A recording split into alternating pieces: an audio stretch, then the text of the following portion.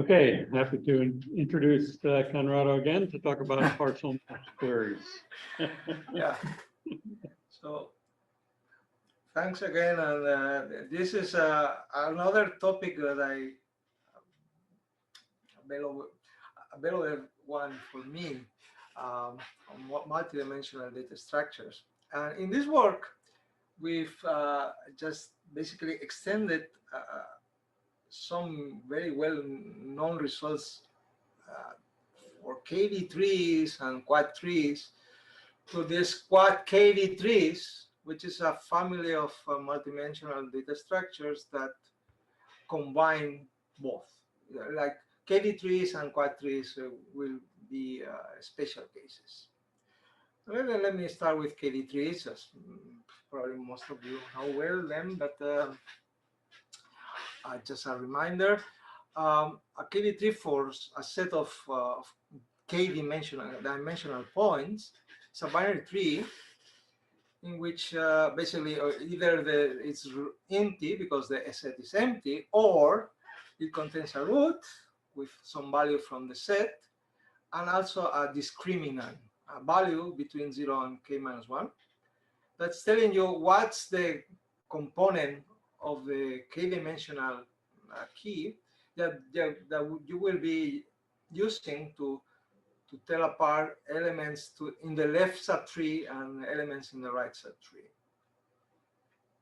And then you recursively apply this to the left and to the right. And let me show you an example. We insert this point A, and imagine we discriminate with respect to x. So any point that comes later and has a smaller x will go to the left subtree, as larger x will go to the right. So D has a smaller x, goes to the left. And D turns out to discriminate with respect to y. So next point is B, goes to the right, because the x is larger than that of A. And B also discriminates to respect to y. Then E has x that's smaller than A. You insert it recursively into the left subtree of A. Then the y of E is larger than the y of D, so it goes to the right subtree of D, and so on and so forth. So at the end, you end up with something like this. Now this one is the so-called standard KD tree, because the rule to assign discriminants is fixed, and you will be cycling. You start with X, next level, elements in the next level will have discriminant Y, next elements, so next level will have discriminant again X, and then next level Y, and next level X, and so on and so forth. But there are other different rules you can use. For instance, if you draw the discriminants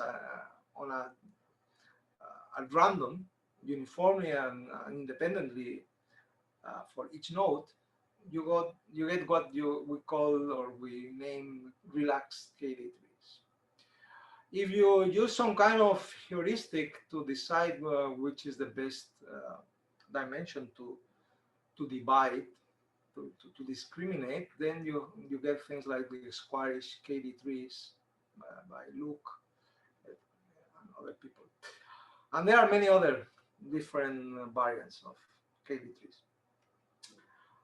For quad trees, what you do is every point will divide the k-dimensional space in 2 to the k quadrants, and then you will, every point will go to a particular subtree. So the root will have 2 to the k children, and every element there will in turn have 2 to the k children, and so on and so forth. So again, imagine we insert A, and you will get 4 subtrees. All my examples will be dimension 2, of course.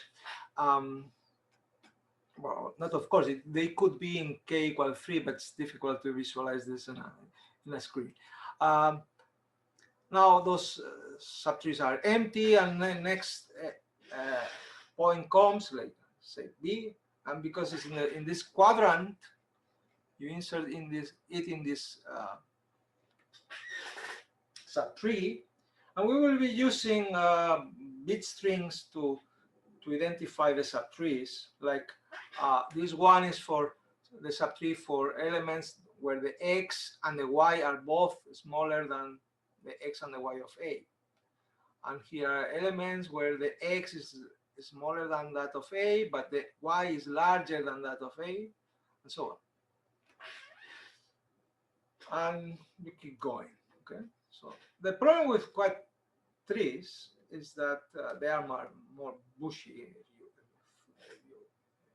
The height is basically factor of k smaller than the height of KD3, and this reflects in the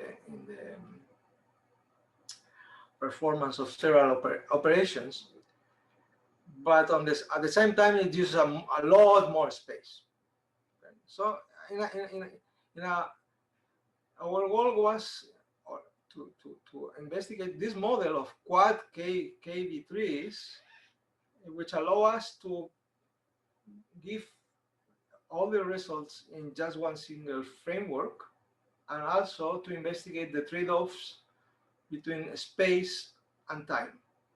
So KD3s will be a particular instance, quad trees will be a particular instance, because in quad KD3s, every node has type M, and this will discriminate with respect to M coordinates between 1 and k. Okay, so if all M are equal to 1, then you have KD3s. If all M are equal to k, you discriminate with respect to all coordinates, you have quad trees. So here's an example of a quad KD3. In 2 dimensions, you have 2 types of nodes, type 1 and type 2. So a node of type 1 is binary, type 2 node is has 4 children, quaternary. Oh no, this one is for k equal 3. Sorry. So here you have a node of type 3 with 8 children. And here's the formal definition. So basically, what you have for every node in the quad KD3 is the so-called split vector that will tell you which are the coordinates that you are using to discriminate. So when the bit vector has a 1, you discriminate with respect to the corresponding coordinate, otherwise you are not. And you have at least one bit. The root has 2 to the m children, and those children are labeled with zeros, ones, and this sharp element to indicate these coordinates that are not used to discriminate. So the rule or the definition is the same as for quad trees, but only when the corresponding discriminant is 0 or 1 is specified, is used, and not sharp. It's not one of those undiscriminated coordinates. So I think that this convention is already used in the figure. Like this one is using coordinate y, so this subtree is labeled sharp 0 sharp, and this one is sharp 1 sharp, because it contains elements with smaller I than this one, elements with larger I than this one, but only the coordinate y is used. And here you have 2 discriminants, and therefore they are x and y, and z is not used to discriminate. So the subtrees are 0 0 sharp, 0 1 sharp, and so on. Now we will, for the analysis, we will assume that all keys are drawn from k-dimensional hypercube.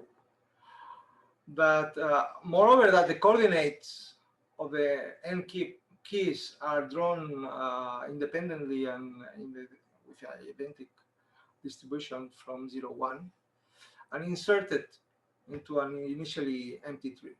So what you get is a random quad KD tree. That's the ordinary, is the usual definition for random KD trees, quad trees, and so on. And well, what's the rule to decide the types, to decide the discriminants that you will use at each node? You might have different rules, but for this analysis, we will concentrate on what we call relaxed quad KD trees. And by relaxed, we mean two things. The type is assigned at random, given by this discrete probability distribution. You have a tau j, the probability that the type of a node is equal to j, and the type of every node is decided independently of the others. And once you have decided, oh, this node is of type M, you will choose any subset of n coordinates out of the key coordinates with identical probability. Okay, so when you have those two conditions, we are talking about relaxed quad KD trees. And in particular, if your distribution is that tau 1 is equal 1 and all other are 0, then you have relaxed KD trees. If your tau k is equal 1 and all other taus are 0, then you have quad trees, because you have decided that your type is k for all nodes randomly. So this is particular instances of the relaxed quad KD trees. We also have something we call M regular relaxed.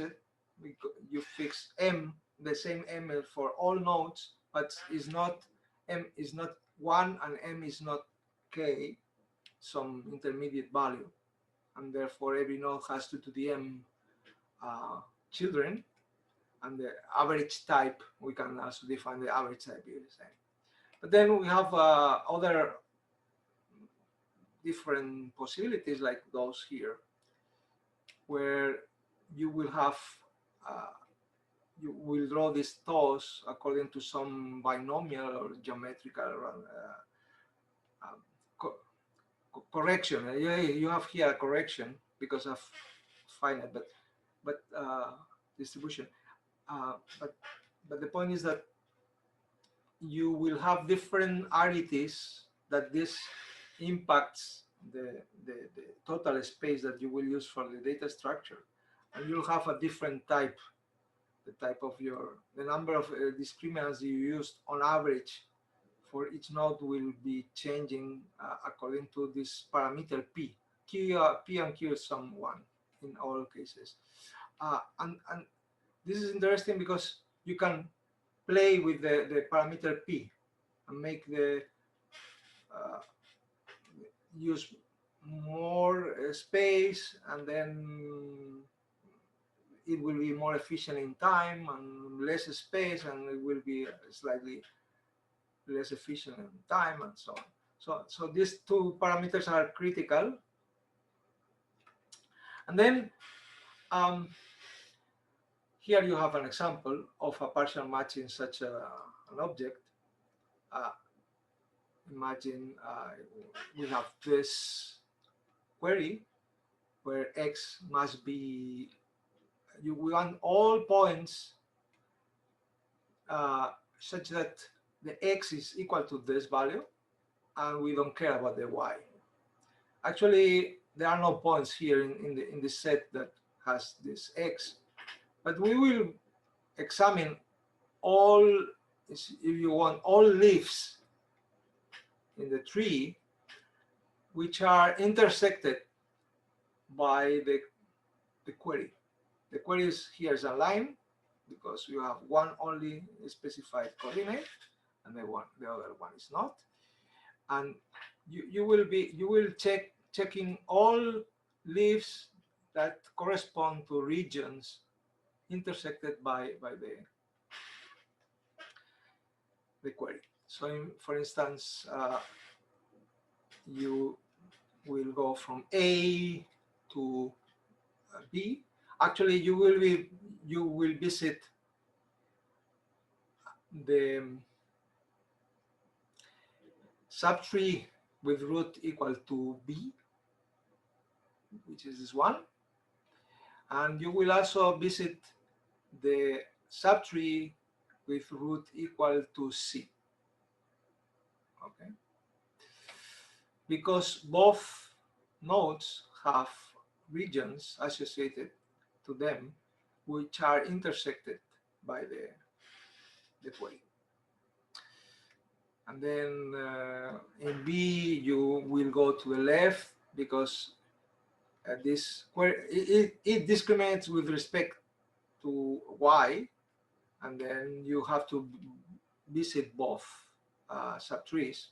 But you start with F, okay? So you go to this leaf and then to this other, and then you go back in the recursion back to B, and you will visit this leaf, and then you go back in the recursion to A, and because this subtree corresponding to C is intersecting the query, you visit it too. But you won't visit those subtrees, the ones corresponding to D and to E. And well, let me make the history a bit shorter. After the partial match query, you will have seen those nodes A, B, C, F, G, and the leaves marked here. This one is not visited. Like G discriminates with respect to X, and because the X of the query is smaller than the X of G, you only visit the left subtree, not the right subtree. Here is the formalization of the algorithm. If you look at the root of the tree, if X matches the query, you report X. If not, you look at which are the subtrees of the root that will intersect with the query. So whenever the corresponding index, a bit in the index of the subtree is specified,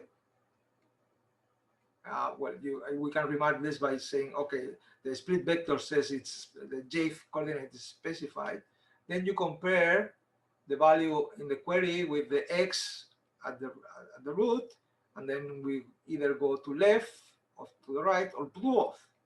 Okay, so recursively. Now a bit of information, a few results on quad KD trees. The internal path length is 2 divided by the average type times n log n. This you can compare with previous known results like the internal path length for KD trees or the internal path length for quad trees. This is another easy result. The space, the expected space will be the average RET times n. Now, what about the partial match? The partial match for random queries, when the query itself is drawn at random, you fix a pattern like this coordinate will be specified, this one won't. And when you fix the pattern, you draw the coordinates, the specified coordinates, using the same random distribution as to draw the points. And then the partial match, the expected cost of partial match will be beta times n to the alpha plus some lower order terms, and this alpha will depend only on S, the number of specified coordinates, K, the dimension, and of the particular data structure you are talking about. The beta, the constant factor, will also depend on S, K, and the data structure, and eventually it can depend on the query pattern, like in the case of standard KV trees. But for relaxed KV trees, for instance, the query pattern is irrelevant because you are drawing the discriminants at random. So we also consider what happens in the case of fixed partial match. And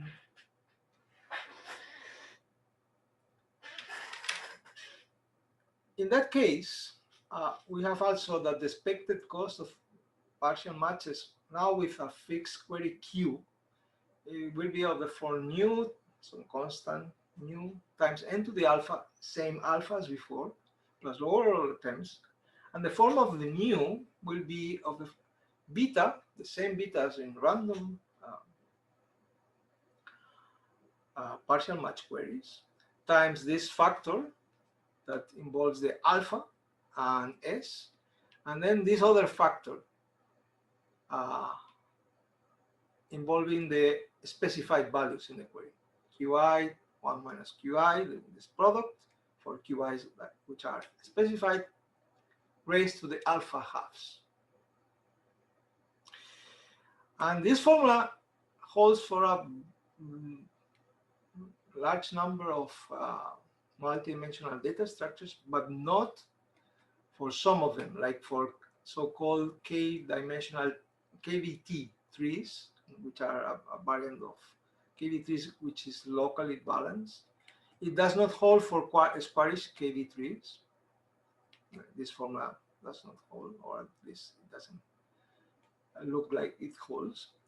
And there's been a lot of work also lately in the last decade about this kind of exact partial match queries, fixed partial match queries. So our results is extending this type of result to relaxed quad KV trees. And in particular, we show that the expected value of random partial matches in relaxed quad KV trees is of this form, and give the exact form for both beta and alpha. The alpha is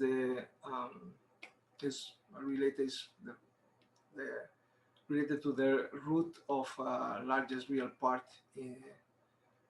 of this polynomial, which is involves the S and the K, and the probability distribution for the types 2 to the m.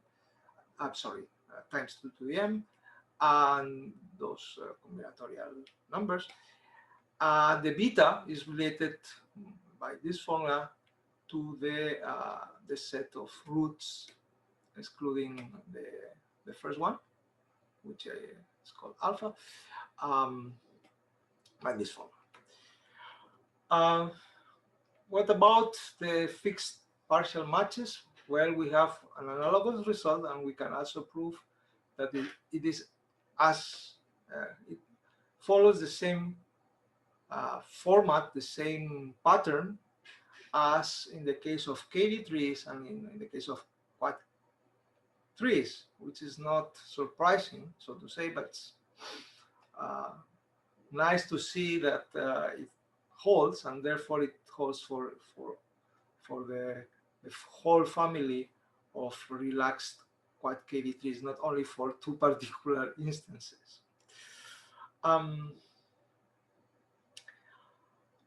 The analysis in both cases basically relies in conditioning with respect to the type of the root, and with respect to the splitting vector at the root.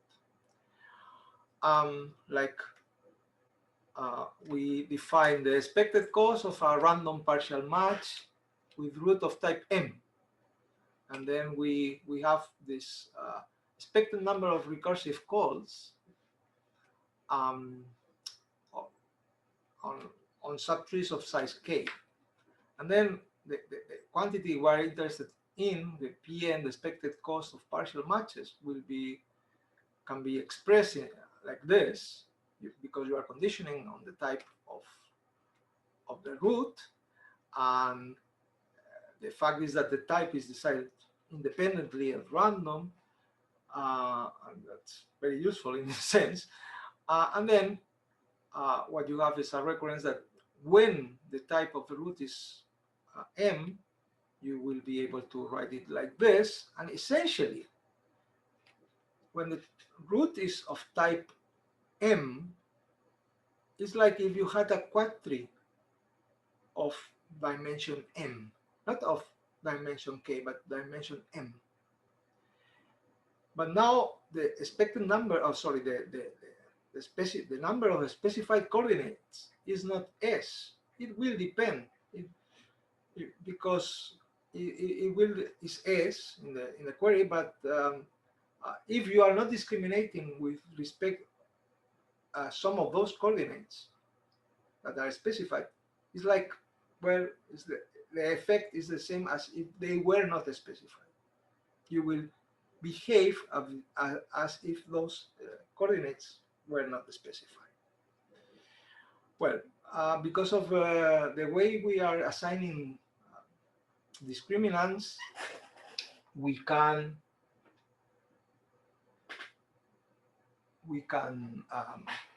safely assume that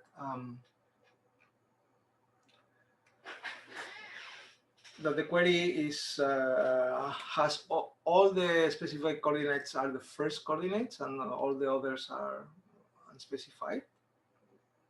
Only the first coordinates are those. You can use the symmetries. As I mentioned, the root behaves as the root of an m-dimensional quadtree if it's of type m. So then you have to condition, in the case of random partial match queries, well, the coordinates that are specified are random numbers. They are drawn from the same probability distribution. So in this sense, the only thing you have to care is not of the, you don't have to the split, to condition on the split vector, but only on the number of coordinates which are both specified and among those used to discriminate. So what you have is something like that. This splitting probability in the records that I've shown before can be written like this. Is the probability that the I coordinates are specified times what you will do when the dimension is m and the number of specified coordinates is I. And this splitting probability will be the same as in a quadtrees of dimension m and partial matches, and processing a random partial match where I coordinates are specified. But here the I can be 0 or m. We cannot avoid, in partial match, we always assume that there's at least one specified coordinate and not all coordinates are specified, right? But now in this context, we have to allow that I might be 0. So that means that we have to do a full traversal of the tree, at least explore all the subtrees. Or we could have something like all the I specified coordinates coincide with m, so therefore all of them are specified, and therefore you will only follow through, will follow recursively in one of the subtrees. So just I have to be quick. The exponent alpha can be found using other techniques, but in this particular case we have used the techniques used by Chen and Huang for random quadtrees. We applied those techniques and they work wonders in this particular instance. For the fixed partial match, we use the same approach we have used for path trees and for relaxed KB trees. Now you have to condition not in the number of specified discriminants, but in the particular choice, in particular split vector. But you can exploit a lot of symmetries, and then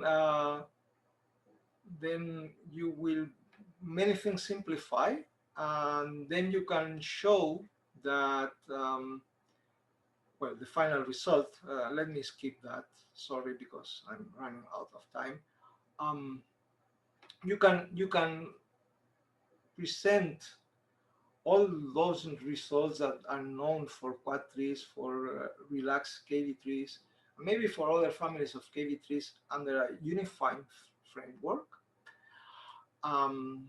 because those are particular cases of quad KV trees.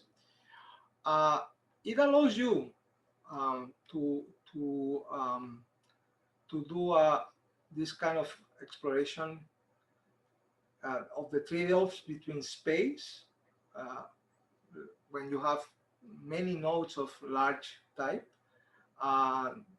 you are using more space because you will have a lot of empty subtrees and so on. But then you will have better performance for partial matches, or better performance for insertion and so on. And that's it. Thank you very much. I'm sorry because I went a bit sorry, and I lost sound. I can't hear you, so sorry. Oh, I noticed that I'm not. Can you hear us now? Can you hear us, Conrado? And I will try to. His audio correct wasn't this. working very well before you came on. Or maybe okay. you can translate if you have questions you could. Chat.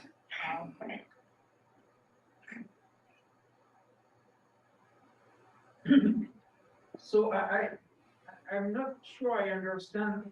Is the data structure good for the analysis, or is it useful in itself?